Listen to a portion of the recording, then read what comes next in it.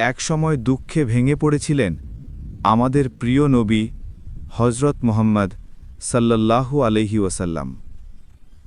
মানুষ তাকে উপহাস করত, কষ্ট দিত, আর বলত তার কোনো ভবিষ্যৎ নেই। ঠিক সেই মুহূর্তে আল্লাহ দিলেন এক আশ্চর্য সান্ত্বনা, এক এমন উপহার যা দুনিয়ার কোনো সম্পদের সঙ্গে তুলনায় চলে না। আল্লাহ বললেন, নিশ্চয়ই আমি তোমাকে কাউসার দান করেছি। কাউসার জান্নাতে এক চিরন্তন নদী, যার পানি দুধের চেয়ে সাদা, মধুর চেয়ে মিষ্টি। আর শুধু নদী নয়, এটি আল্লাহর ভালোবাসা, তার রহমত, তার অনন্ত কল্যাণের প্রতীক।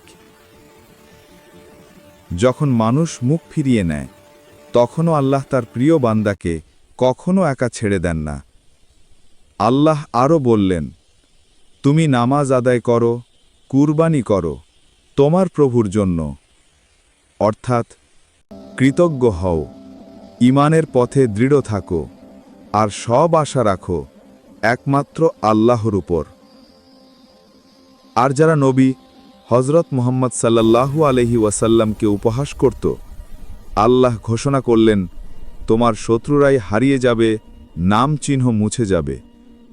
সময়ের স্রোতে সত্য প্রমাণ হল, মানুষের দেয়া অপমান ক্ষণস্থায়ী, কিন্তু আল্লাহর দেয়া সম্মান চিরস্থায়ী।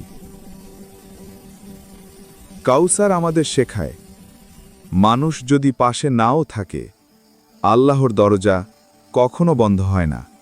লাইক, ফলো, শেয়ার ও সাবস্ক্রাইব করুন, আমাদের সাথেই থাকুন।